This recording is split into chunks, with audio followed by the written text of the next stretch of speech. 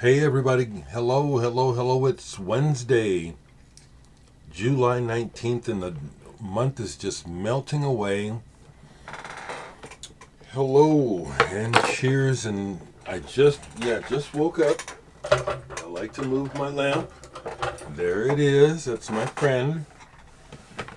Boy, I don't even remember how I got that lamp or how long I've had it. I have no idea. Cheers.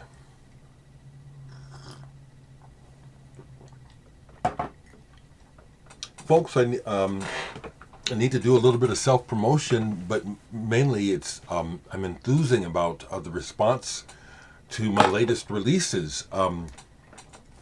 It's wonderful. Then I will talk about some records that I played yesterday. But first off, thank you for the feedback. I knew that the RAF album was good when it comes out, and people get to drop it. It'll really hit people even harder. Yeah, it's really good.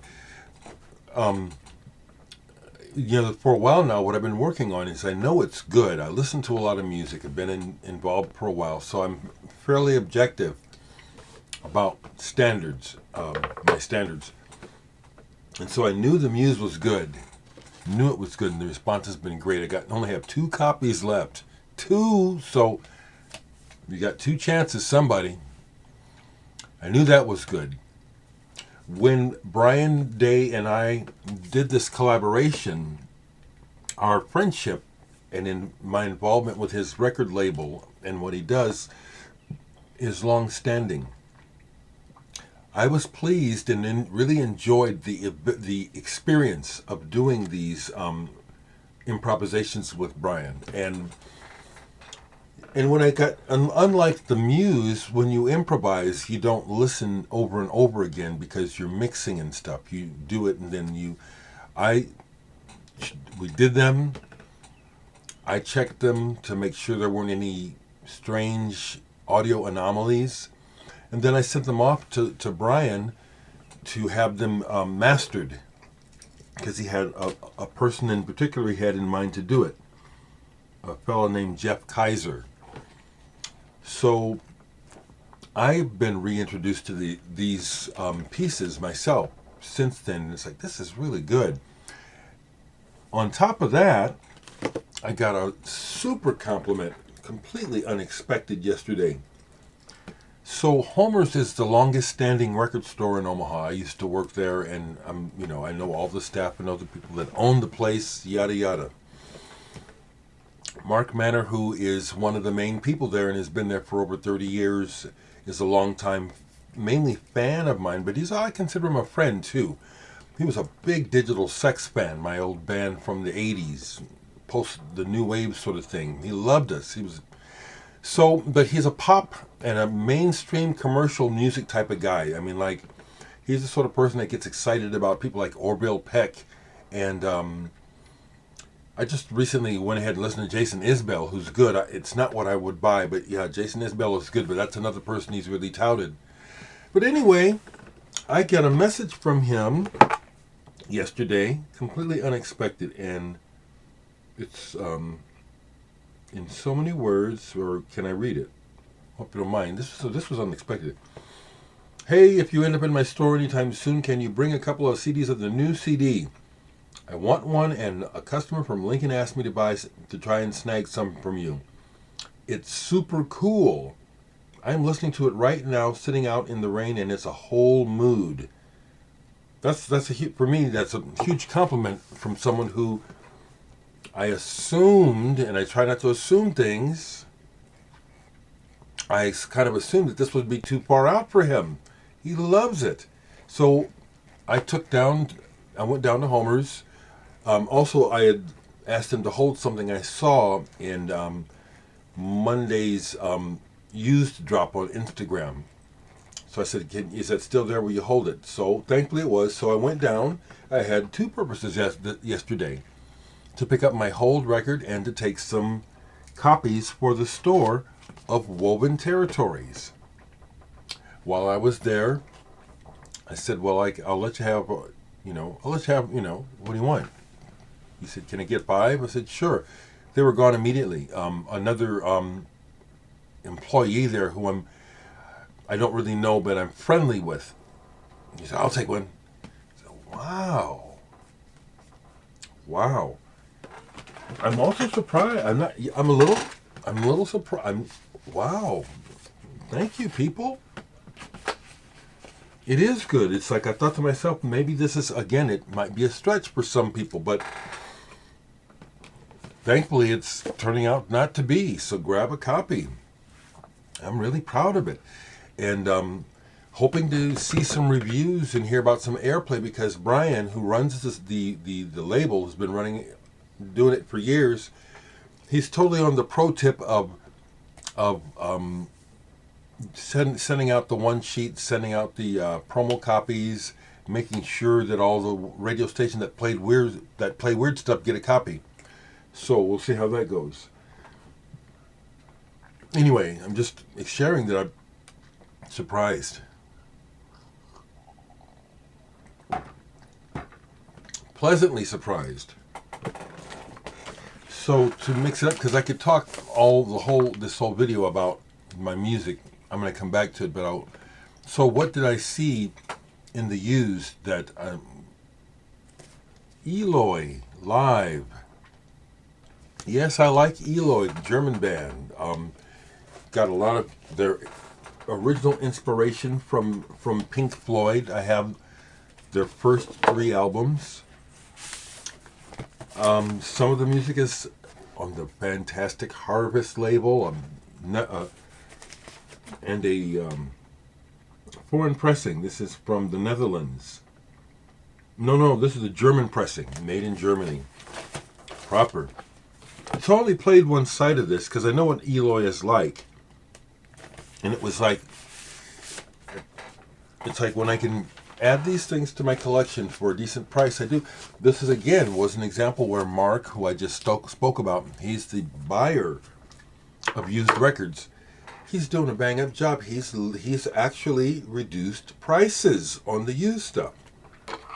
In general, the only thing that's not priced down are the obvious collector's items that are in the used section.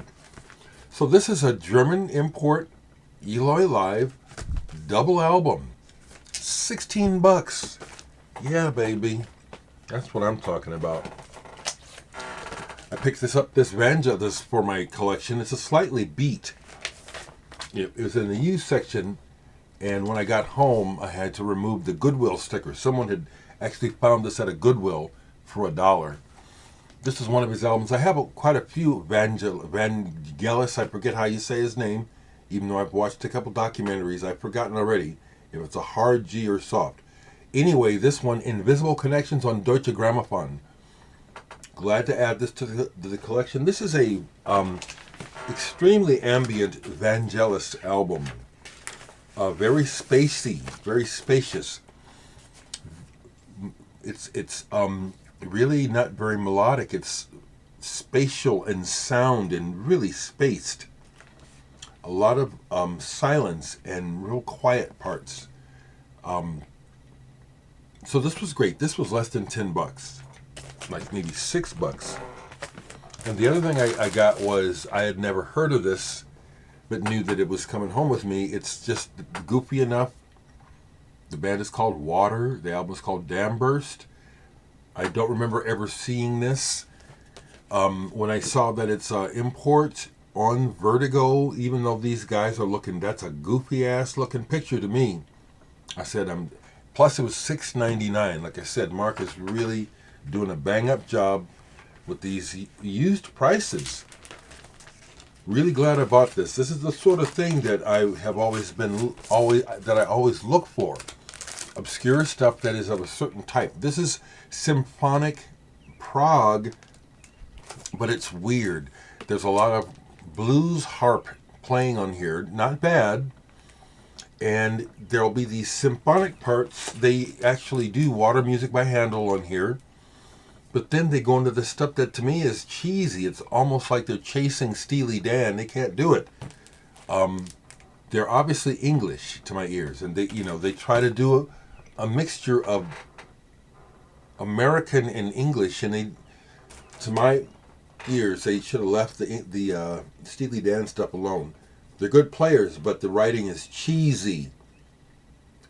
But this is definitely the sort of thing that I like to find, and it definitely fits in my collection. Look at that weird-ass cover. I love shit like this, and I love the Vertigo label.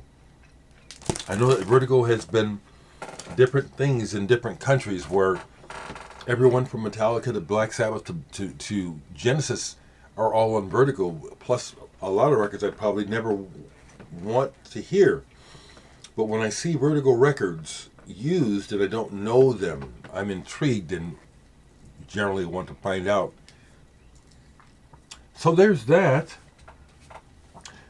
When Brian sent me the shipment of the Woven Territory CDs, he sent them in a 45 RPM sized box. I almost missed it, but this was in the box. This is another new release from the Public Eyesore label. Matter of fact, some of y'all might have my single. This is my second single on this, my second release on this label. There's a collaboration I did with Dino Felipe that's on 7-inch on this label. It's long gone. But he sent me a copy of this new release. It's by John Krausbauer and David Maranja. And it's a 33 RPM single, and it's drone.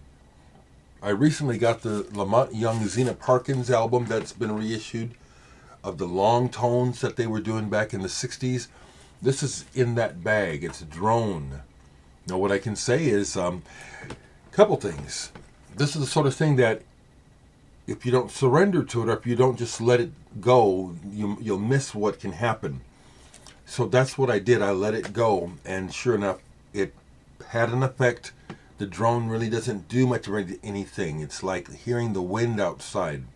Really subtle changes. I was looking for that bigger word. Perambulations. Pardon me. So this is pretty good. Now the other thing I want to say about Brian Day, who runs Public Eyesore and is a curator of a museum in San Francisco, is that Brian has big balls. He's very creative, and he is willing to put out music that on the surface just seems totally non-commercial, and who in the world would buy it? He sees the artistic value in it, or somehow it touches him. He says, I'm putting this out. And I forgot to mention, if you see this Ron Anderson, I see that Ron Anderson, who I haven't met but consider a long-distance musical friend, who just toured with Acid Mother's Temple, he has a release on Public Eyesore years ago. Wanted to share that. Okay, so what else? Is there any more music to share with you? Yes. I played most of this yesterday. Ron Caines, Martin Archer, Axis, Blutopia. These guys, this is a good picture. They're blowing. I dare say, if you see this, Martin, I dare say that you working with Ron Caines, formerly of East of Eden. I haven't read all of this. The information that you include in your releases is important and helpful. But I dare say that Ron gooses you. You have to up your game, because I hear it here with Ron. When you play with Ron, you better be playing. So there's some spots on here where it gets pretty fiery. The whole thing is it's good. It's nobody's phoning it in. It's real time expression, creating audio settings for you to enter. It's good. Feeling good this morning, folks. I'll tell you what, I'm even going to wait before I go to the post office this morning, just in case today's video leads to some more sales. Get it, folks, while you can, just like the Muse. Like I said, I got 2 copies of the Muse left. The RAF. My God, the RAF. See, let me just keep going. I'll show another record I played yesterday in a second, but So I told you the whole deal with RAF and how they're making everyone wait to buy the physical record to the record release, and how one member in particular thought that I had made a mistake by putting the digital version of the album online public. I'm vindicated. We've already the digital sales. We've already passed the $100 mark, which is significant for those guys, because it turns out that he was, that's going to hurt sales. Well, I've actually helped sales. We haven't even put the record out in the digital. It's already racked up a worthwhile number worth mentioning. It surpassed the first $100 mark, okay? That, plus all of the comments and compliments that are coming in from folks. Mike Saba, thank you for sharing that.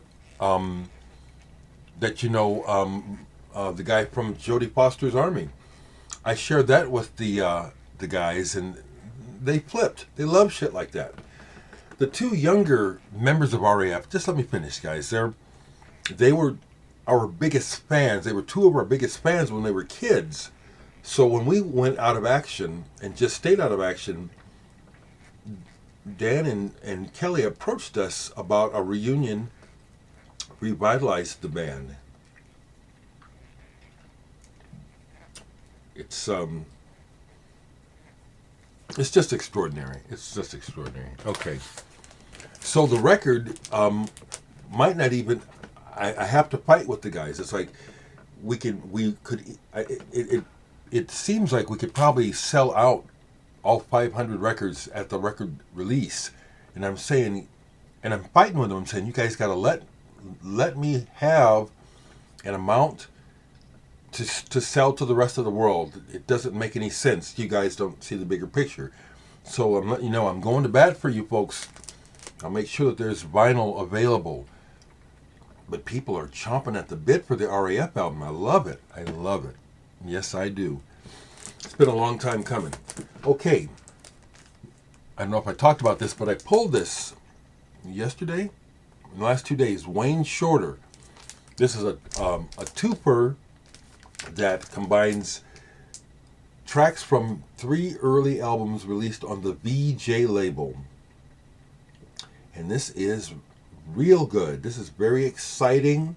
This is Wayne Young blowing chops, showing you what he can do on top of his imagination. He can really play. You can see from this how he ended up in Miles Davis's band. It's very good. Very spirited. Very spirited. I want to thank my fellow musicians who are buying the CD.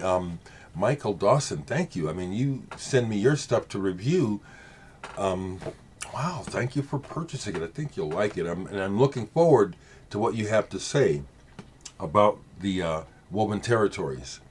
I enjoy your channel very much, Mike Dawson. You don't make very many videos, but you go into such detail with what you do. I like to listen to you talk. You actually have me considering buying the new Zappa release. I was thinking, I don't need that. Especially the way that they're just gouging us with these new releases price-wise, you know. I said, I don't need that. But after listening to Michael, I'm thinking about picking up that new Zappa release. One more. I pulled this yesterday thinking, oh, okay, it's time. My punk rock and post-punk days are far behind me. I still have remnants from those days, and I come across stuff and I say, okay, yeah, this is going. And I thought that might be time for this to go. I put this on. Oh, hell no. This is one of those Shop Assistants, UK band. When did this come out? 1986? One of those bands where they get it right. It's really primal. It's real. It's like kind of like Jesus and Mary Chain, but not with the feedback, but the way Bobby Gillespie played the drums standing up. And you can tell these guys can barely play. When you see the videos, they have no stage presence. It's like they're like almost embarrassed to be there. this is great. I said, damn. I forget, there's elements and there's ways of music being that I get and I touch. It kind of touches me, and I like that. I am open to expression, and this is real good. I Don't Want to Be Friends with You was the song up here, but that whole first side is very affecting. Shop Assistance. I said, oh wow, I hadn't played it in so long I had forgotten the charm. Also makes me think of another band like that, the Pastels. Y'all heard of the Pastels? Okay, so that's what's up. I'm going to go ahead and say it again. Brian Day, if you see this, because I know you check in on my videos when you can, people are letting us know. One person said, you and Brian knocked it out of the ballpark with this, and I agree.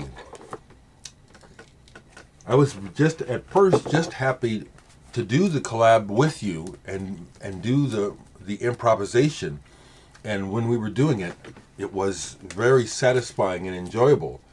But the results surpass my expectations. They do. And the response to it, real happy. It's real listenable. It's real musical, even though it's a soundscape. So let me be quiet. I'll leave the links to this, RAF, the Muse. It's very gratifying to be making good music and having it received and heard. Last thing I'll say is, because I could just keep babbling, I'm excited. I'm happy. Glad that I could share that clip with you of me and Mark Burgess playing. That's the only song I played with him in the show, but during the sound check, which there is footage of, we jammed, and he just started playing some David Bowie and I don't know what else, but if I knew it, I just played it with him. Turned out everything he was jamming on, I knew. So there's footage of me playing with Mark Burgess, playing covers. I have it on a DVD, but I'm not able to rip it. The person who made the DVD for me made a flawed copy, so I'm glad that I can share that clip with you. The Chameleons are one of the best, most affecting and emotionally gratifying bands to come out of England for me. They're right up there in my pantheon. For me, they're more important. I know that Elvis Costello is on another level and all that, and I recognize his songwriting and stuff, but the Chameleons are more important to me than folks like Elvis Costello when I think about English rock. They are one of the premier bands for me, along with the Beatles and the House of Love. And I could go down the list, but they come right away. They're among the top best music for me. I'm not talking about what the press or what anybody else says. That's what Dereck says. And the Chameleons are right up there. And I got to play with Mark. Means the world to me. It's a total bucket lister. Okay, I've gone on and on. Family. Stephanie, Kareem, I know y'all usually watch. Hope you're doing well. Your CDs are in the mail. Most likely they'll be showing up at the end of this week, first part of next week, because I do things media mail so I can afford it. Excited for y'all to get copies. And I'm so glad, Kareem, that your son, Gabriel, let me use his artwork. It's wonderful. And I see on Instagram he's continuing to produce new works. The guy is great. Okay, folks, talk to me. Let me know how you're doing.